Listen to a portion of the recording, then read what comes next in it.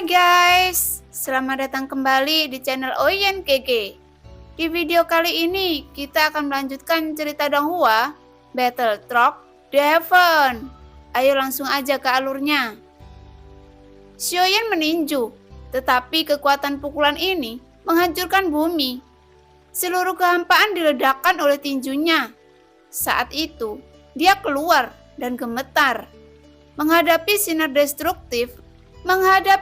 destruktif yang dilemparkan oleh Feng Tuo, sosok Xiaoyan bergegas keluar bersama. Xiaoyan tidak mencoba mengelak, tapi langsung ke atas, sama sekali tidak memperhatikan serangan Feng Tuo. Sinar emas sepertinya menghilangkan di kegelapan ketiadaan di sekitarnya, dan langsung menenggelamkan sosok Xiaoyan di sinar. Feng Tuo mencibir saat melihat ini. Selama Xiaoyan tidak mengelak, dia akan terluka parah. Jika dia tidak menghindar, dia akan mati. Kelinci Bingyun sedikit khawatir, tetapi dengan pelajaran yang dipetik dari masa lalu, ia tidak meremehkan Xiaoyan, tetapi menyaksikan perubahannya dengan tenang. Di sisi lain, permaisuri, matanya yang indah acuh tak acuh, tanpa terlalu banyak fluktuasi, hanya duduk bersila dengan tenang. Bagaimanapun, setelah melihat angin kencang dan ombak, situasi ini secara alami tidak ada apa-apanya di depan permaisuri. Jadi, bagaimana dengan tubuh abadi? Mati saja untukku. Feng Tuo meraung dengan marah, dan cahaya kemasan menjadi lebih kuat. Tetapi, tepat ketika kata-kata itu jatuh, tinju sebesar karung pasir tiba-tiba muncul di depan matanya, dan itu memukulnya tepat di wajahnya. Duar! Dengan suara teredam, wajah Feng Tuo tenggelam. Gigi yang tak terhitung jumlahnya hancur, dan seluruh wajahnya cekung. Sosoknya tertembak mundur, dan kesadarannya mulai kabur. Sebelum dia bangun, kekuatan besar datang dari dadanya lagi. Organ dalamnya berkedut, dan seteguk darah bercampur daging cincang menyembur keluar. Dia ingin menggunakan kemampuannya, tetapi setelah cahaya putih melintas di depannya, kesadarannya yang baru saja bangun jatuh koma lagi untuk sesaat. Ketika dia sadar kembali, sebagian besar tulang di tubuhnya telah hancur. Rasa sakit mendorongnya untuk bangun seketika. Menggigit ujung lidahnya, esensi dan darah menyembur keluar, membakar hidupnya sendiri, energi tanpa ragu-ragu. Secara paksa, meledakkan pukulan itu bertabrakan dengan kepalan tangan Xiaoyan yang terus mengayun ke bawah. Terdengar lagi suara teredam. Namun setelah suara teredam itu terdengar, suara tulang retak. Duar! Saya melihat sosok Feng Tuo tertembak ke belakang, dan suara retakan tulang datang dari lengannya. Kelima jarinya patah, dan lengan bawahnya patah menjadi dua bagian seperti cabang. Pukulannya sepertinya tidak dapat menghentikan serangan Xiaoyan. Saat ini, Xiaoyan sudah benar-benar mematikan, karena waktu teknik membentuk kehidupan terbatas, tetapi juga mengikuti dengan peningkatan kekuatannya. Teknik membentuk kehidupan bisa bertahan lebih lama. Setidaknya itu bukan masalah besar untuk mempertahankan pertempuran. Setelah tinju yang berapi-api dan menggelegar menembus garis pertahanan Feng Tuo, itu mendarat dengan keras di dada Feng Tuo lagi. Seluruh dadanya benar-benar cekung, dan tinju Xiaoyan mengalir deras ke tubuh Feng Tuo seperti pancuran. Kerangka seluruh tubuh Feng Tuo benar-benar rusak, dan 7 kekuatan yang kuat bercampur lagi. Fluktuasi yang menakutkan menyebar di kepalan tangan. Sebagai yang abadi, kamu masih sangat sombong dan sombong. Sepertinya kamu telah mengalami terlalu sedikit pemukulan. Sayang sekali, kamu hanya bisa menggunakan hidupmu untuk menyesal kali ini. Gumam Xiaoyan. Nyala api di matanya naik, dan tubuh Feng Tuo sangat lemah. Dia pulih dengan cepat, tetapi Xiaoyan menghancurkannya lebih cepat lagi. Pukulan dari pinggang tiba-tiba keluar. Pukulan yang berisi 7 jenis kekuatan tidak diragukan lagi, penuh dengan kekuatan penghancur yang tak tertandingi. Tinju itu mendarat di dada Feng Tuo. Suara patah tulang bergema, dan tinju Xiaoyan menembus dagingnya secara langsung. Tinju yang menembus dagingnya meledak menjadi api, dan darah berubah menjadi gas putih. Dan di antara 5 jari yang menusuk lengan, namun jantungnya masih berdetak. Ini adalah hati emas yang berisi kekuatan abadi Feng Tuo. Selama hati ini hancur, bahkan jika Feng Tuo tidak mati, dia akan jatuh dari keabadian ke dewa pertempuran saat ini. Feng Tuo panik. Aku mengaku kalah. Selama Anda tidak membunuhku, jangan menghancurkan hatiku. Aku bersedia melakukan apa saja. Feng Tuo menjerit melengking saat ini. Matanya penuh dengan kengerian. Lagi pula, dia telah menerobos dari dewa pertempuran menjadi keabadian. Dia mengerti bahwa dia telah membayar terlalu banyak, bahkan jika dia dapat bereinkarnasi. Tetapi dia tidak ingin mati pada saat ini, karena dia merasa bisa melangkah lebih jauh dan menjadi lebih kuat. Jadi dia tidak ingin berhenti di sini. Mengaku kalah. Tampaknya ketika hidup terancam, yang abadi juga akan mengatakan kata-kata kekanak-kanakan seperti itu. Hanya ada hidup dan mati di medan perang. Tidak ada kemenangan atau kekalahan. Apa kamu tidak tahu ini? Gumam Xiaoyan. Jika Xiaoyan tidak membunuh dan membiarkan dia hidup, akan menjadi masalah besar. Lagi pula, itu adalah sebuah abadi. Xiaoyan tidak akan membuat musuh yang begitu kuat karena kebaikan. Kelima jari itu tiba-tiba mengerahkan kekuatan dengan keras. Hati emas di atas kelima jari itu dihancurkan oleh Xiaoyan. Feng Tuo yang kehilangan hati emasnya sesaat mengeluarkan teriakan yang sangat melengking. Xiaoyan menarik telapak tangannya dan menatap Feng Tuo yang memiliki lubang darah besar di dadanya. Pada saat ini, kekuatan abadi Feng Tuo benar-benar menghilang. Dan kekuatannya turun drastis menjadi dewa pertempuran. Tentu saja, tidak ada jejak ancaman di depan Xiaoyan saat ini. Jadi, Xiaoyan tidak buru-buru membunuhnya. Lagi pula, dia seharusnya bisa mendapatkan berita tentang istana dewa berburu darinya. Feng Tuo menjerit melengking yang disebabkan oleh keruntuhan hatinya. Jantung dapat dibentuk kembali, dan nyawa tidak akan hilang. Tetapi jatuhnya alam membuat Feng Tuo sulit untuk menerimanya. Fakta ini untuk sementara waktu. Pada saat ini, Xiaoyan merentangkan telapak tangannya dan setetes darah keemasan muncul di tangannya yang berisi kekuatan abadi Feng Tuo. Melihat darah emas di tangan Xiaoyan, mata Feng Tuo bergetar dan menjadi gila. Tetapi dia mengerti bahwa dia tidak berdaya. Dia kalah dalam pertempuran ini. Tidak peduli apa yang dia lakukan sekarang, dia tidak dapat mengubah situasi. Jadi dia berlutut di depan Xiaoyan sekaligus menatap lekat-lekat darah emas di telapak tangan Xiaoyan. Jika Anda mengembalikan esensi darah keabadian, saya Feng Tuo bersedia menjadi pelayan dan budakmu. Dia terus memohon Xiaoyan untuk mengembalikan kekuatan abadinya. Feng Tuo akan patah hati dan ingin memberikan semua yang dia miliki. Pada saat ini, Feng Tuo berada dalam kehampaan, menghadap Xiaoyan bersujud dengan gila. Karena Feng Tuo tahu bahwa martabat tidak lagi penting pada saat ini. Bahkan, jika Xiaoyan melepaskannya saat ini, dia yang pernah menjadi kaisar abadi, telah membentuk banyak orang kuat, sangat sulit untuk pergi ke istana berburu dewa.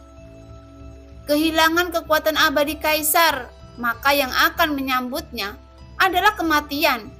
Sama seperti permaisuri, setelah kehilangan kekuatannya, semua mantan musuh itu datang satu demi satu. Tidak peduli mereka kuat atau lemah, mereka semua ingin merebut hidup permaisuri. Menjadi pelayan atau budak, itu tidak buruk. Xiaoyan memandang Feng Tuo yang rendah hati, memegang darah abadi sambil tersenyum dan mengulurkan telapak tangannya. Feng Tuo segera menunjukkan senyum di wajahnya dan bergegas menuju telapak tangan Xiaoyan. Tepat ketika telapak tangan Feng Tuo hanya berjarak setengah inci dari esensi darahnya yang abadi, Xiaoyan menarik telapak tangannya, lalu memasukkannya ke dalam botol batu giok. "Apakah kamu bermimpi?" Xiaoyan mengangkat alisnya dan memandang Feng Tuo. Pada saat ini, Feng Tuo-nya sudah sedikit gila, dan dia hanya ingin mendapatkan kembali esensi darah abadinya dengan sangat mendesak. Setelah Xiaoyan selesai berbicara, dia memasukkannya ke dalam cincinnya dengan santai, dan kemudian mencondongkan tubuh ke arah permaisuri. Feng Tuo segera mengikuti di belakang Xiaoyan. Avatar dewa asli dipisahkan dari dewa. Xiaoyan memandang permaisuri dan berkata sambil tersenyum, "Saya telah menangkap seorang pengikut dari istana dewa pemburu. Jika Anda ingin mengetahui sesuatu, Anda harus belajar sesuatu darinya." "Istana dewa berburu? Aku baik-baik saja." "Menarik." Permaisuri tersenyum. "Oh, bukankah Yuan dilukai oleh istana dewa berburu hingga seperti sekarang?" Xiaoyan bertanya dengan ragu. "Kamu tidak bisa menyalahkan mereka semua. Beberapa hal akan terjadi." Permaisuri menggelengkan kepalanya dan berkata, dia tampaknya sangat tidak peduli dengan ini, dan dia tidak memiliki kebencian terhadap istana dewa berburu di dalam hatinya. "Aku khawatir alasan sebenarnya adalah Yang Mulia telah mengambil roh duniamu." Xiaoyan bergumam setelah jeda menatap permaisuri. Permaisuri tersenyum ketika mendengar kata-kata itu, menatap Xiaoyan dan berkata dengan serius, "Saya memberikannya kepadanya, namun dia tidak menginginkannya. Tapi saya memberikan kepadanya dengan tulus. Menghadapi serangan yang sangat berbahaya, dia juga datang ke dunia nyata Xuanyin mencari roh dunia. Dan ketika saya mengetahuinya, saya memilikinya. Jadi saya memberikan pada Yang Mulia. Tetapi untuk dunia tanpa pemilik, energi dunia bukanlah hal penting. Saya melihat bahwa dia ingin melindungi dunia saya sendiri." Permaisuri memandang Xiaoyan, seolah-olah dia memohon alasan terhormat mengapa dia melakukan ini. "Sejak Yang Mulia mengambil energi dunia, apakah Yang Mulia tidak pernah datang ke dunia nyata Xuanyin lagi?" Xiaoyan bergumam, betapa langka wanita seperti ini. Dia menganugerahkan energi dunia miliknya sendiri yang menyebabkan dia jatuh ke titik di mana ia telah jatuh sejauh ini. "Entahlah, aku tertidur lelap. Namun dengan seiring waktu tidak berjalan, saya menemukan bahwa roh dunia yang kuberikan padanya telah kembali padaku. Tapi mungkin energi dunia kembali setelah dia jatuh. Saya telah lama jatuh dari mulai sekarang. Aku akan memberimu roh dunia lagi." Permaisuri berkata perlahan, dan Xiaoyan sedikit mengernyit setelah mendengar ini. "Tapi apakah ada cara lain?" tanya Xiaoyan. "Bagaimana? Apakah Anda ingin menghidupkan kembali saya?" Permaisuri tersenyum dengan senyum cerah dan polos di wajahnya. "Aku hanya perlu meningkatkan kekuatanku ketika aku datang ke sini. Jika roh dunia akan membunuh hidupmu, aku tidak menginginkannya." Xiaoyan berkata dengan serius. Xiaoyan tidak memiliki konsep yang tepat tentang roh dunia. Tetapi Xiaoyan tidak akan kehilangan intinya demi kekuasaan. "Kamu berbeda darinya. Gu Zhongsheng dapat mengejar kekuasaan dengan segala cara." Permaisuri memandangi tatapan serius dan imut Xiaoyan, dan sudut mulutnya sedikit terangkat. "Meskipun saya belum membangkitkan ingatan Yang Mulia, karena saya tahu saya adalah reinkarnasi Yang Mulia. Saya telah berjalan selangkah demi selangkah ke tempat itu. Yang Mulia telah membuka jalan untuk saya, termasuk datang ke dunia nyata Xuanyin.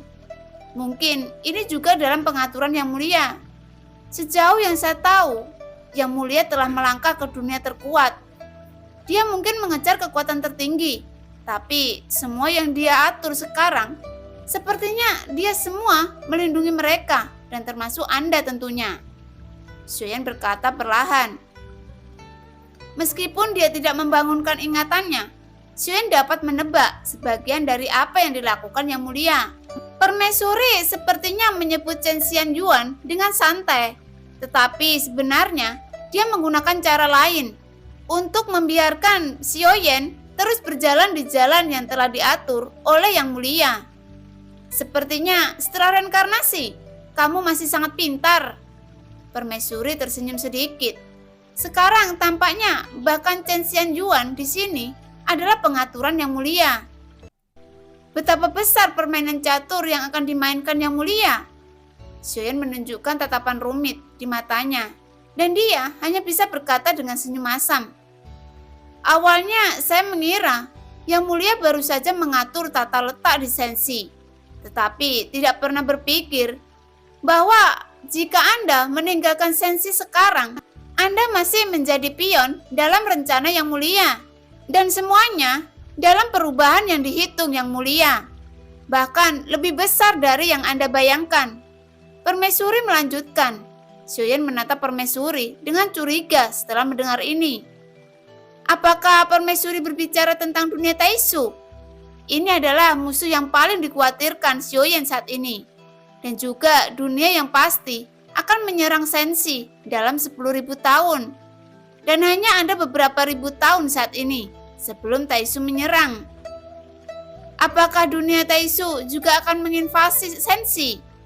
Permaisuri bingung. Jelas tidak menyadari masalah ini. Bahkan jika dia adalah seorang raja, dia tidak dapat menghitung perkembangan dan perubahan semua hal. Xiuyan serius mengangguk. Sejauh yang saya tahu sekarang, Taisu akan menginvasi sensi dalam ribuan tahun. Mari kita bicarakan sambil berjalan. Kehampaan tersapu, dan Feng Tuo mengikuti dari belakang dengan ekspresi pahit di wajahnya. Apakah Anda tahu, ada begitu banyak dunia? Di punggung kelinci, Permaisuri bertanya pada Xiuyan, dan Xiuyan benar-benar tidak tahu pertanyaan ini. Dia telah melihat beberapa hal aneh sebelumnya. Itu adalah pohon raksasa, dan setiap dunia seperti perahu dengan satu daun. Jumlah dunia tidak terbatas. Di mana ada kematian, akan ada kehidupan baru. Tetapi dimungkinkan untuk mengontrol siapa yang hidup atau siapa yang mati. Di dunia, ada 9 dunia yang saling mencerminkan dan berbagi semangat dunia yang sama. Tetapi semangat dunia selalu akan ada kemiringan. Dan pada akhirnya, 8 dari 9 dunia akan musnah. Dan salah satunya akan tetap ada. Itulah mengapa ada saling invasi, dan satu-satunya cara untuk bertahan hidup adalah melalui kompetisi. Setiap dunia memiliki pilihannya sendiri yang berbeda, tetapi karena saling melihat keseimbangan, invasi tidak semudah membunuh 500 musuh, bahkan ribuan musuh, kecuali itu benar-benar kuat. Menyerang sensi untuk melanjutkan hidup untuk dunianya sendiri. Permaisuri berkata perlahan. Xiuyan hanya tahu sedikit tentang hubungan antara dunia, dan Jian Tua tidak pernah menyebutkannya secara mendetail. Selain invasi Taisu, saya juga ingin memberitahu Anda bahwa selain 9 dunia ini, akan ada banyak roh dunia. Dan roh dunia sensi berasal dari Yang Mulia, dan dia telah meninggalkan sensi. Jadi, meskipun Anda memiliki roh dunia sensi, itulah alasan mengapa kekuatanmu berkembang sangat lambat. Permaisuri melanjutkan. Semua informasi ini sedikit tersentak dan mengganggu Xiuyan. Namun, Xiuyan tidak peduli dengan 9 dunia atau roh dunia. Izinkan saya memberi Anda analogi sederhana lainnya. Jika sebuah dunia digambarkan sebagai sungai, munculnya roh dunia berasal dari sungai ini. Tetapi anak sungai yang seharusnya tidak muncul di anak sungai ini akan menjadi sumber arus utama. Jika Anda ingin menjadi lebih kuat atau untuk mendapatkan kembali kekuatan yang pernah dimiliki Yang Mulia, maka kamu harus berurusan dengan anak sungai ini. Semangat dunia dan keabadian kaisar sulit untuk ditembus, dan melawan invasi dari Taisu mungkin hanya kematian. Setelah Ratu selesai berbicara, senyum muncul di wajahnya.